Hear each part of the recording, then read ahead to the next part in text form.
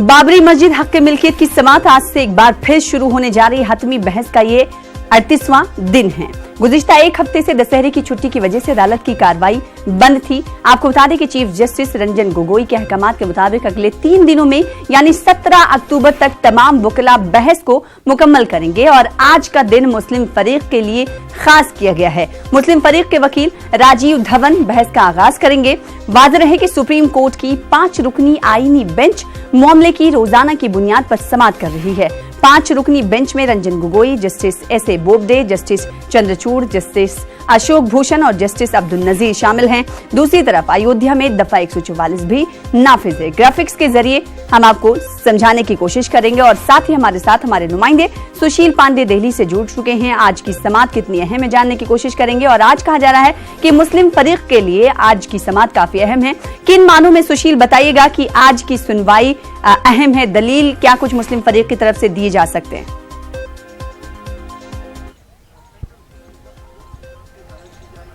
जी देखिए सना, आज 38वें दिन की सुनवाई सुप्रीम कोर्ट में शुरू की जाएगी। सुन्नी सेंट्रल वक्फ बोर्ड जो पहली अपील पर अपनी दलीलें रख रहा है, वो उनकी दलीलों का आज लगभग 2 या 3 घंटे में समरी खत्म हो जाएगा। सुन्नी सेंट्रल वक्फ बोर्ड सुप्रीम कोर्ट को अपने तमाम दस्तावेजों और तमाम तार्किकों के बहस के द्वारा सुप्रीम कोर्ट को ये समझाने की कोशिश कर रहा है कि वहां पर सदियों से बाबरी मस्जिद का अस्तित्व था।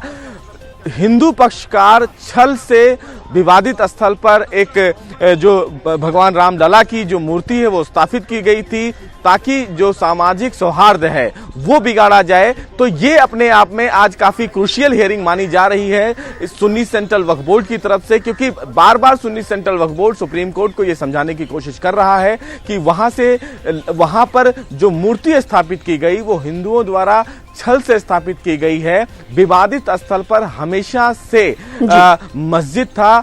सबसे महत्वपूर्ण बात, सुप्रीम कोर्ट में सुन्नी सेंट्रल वक्फ बोर्ड ये कह रहा है कि जिस जगह पर नमाज अदा की जाती है उस जगह का अपना एक पवित्र स्थान माना जाता है, उसका एक अपना वर्चस्व होता है। लगातार ये हिंदू पक्षकारों की तरफ से दलीलें दी जा रही थी कि मस्जिद में नमाज पढ़ना जरूरी नहीं है, तो वही सुन्नी सेंट्रल वक्फ बोर्ड इन दलीलों का विरोध करते हुए सुप्रीम कोर्ट को ये बता रहे हैं कि जिस पवित्र जगह पर नमाज अदा की जाती है उस स्थान की पवित्रता को कहीं ना कहीं बयान करने की जरूरत नहीं है। उम्मीद यह है कि सुन्नी सेंट्रल वक्फ बोर्ड की जो दलीलें हैं आज कंक्लूड हो जाएंगी। हिंदू पक्षकार उन दलीलों पर अपना विरोध जताएंगे, अपनी बातें रखेंगे। वहीं दूसरी ओर उत्तर प्रदेश में धारा 144 लागू कर दिया गया है ताकि जो सामाजिक सौहार्द है सुरक्षा की दृष्टि से वो न बिगड़ने पाए, क्योंकि सबसे महत्वपूर्ण चीजें जो हैं सना वो ये हैं क्योंकि अगले 4 दिन तक इस पूरे मामले में सुनवाई होनी है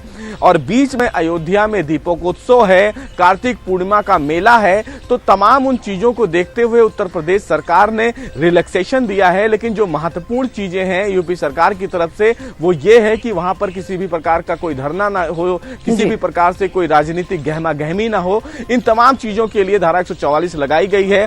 सुरक्षा के चाक चौबंद किए गए हैं, लेकिन रिलैक्सेशन भी वहां के लोगों को दिया गया है ताकि जो श्रद्धालु हैं या जो तमाम लोग हैं उनको किसी भी प्रकार से कोई भी दिक्कतों का सामना ना करना पड़े। लेकिन सुप्रीम कोर्ट में अगले 4 दिन काफी अहम हैं, क्योंकि इन 4 दिनों में सुप्रीम कोर्ट में दोनों पक्षकार सुप्रीम कोर्ट में ये समझाने की कोशिश करेंगे कि वहां पर मंदिर था या मस्जिद था।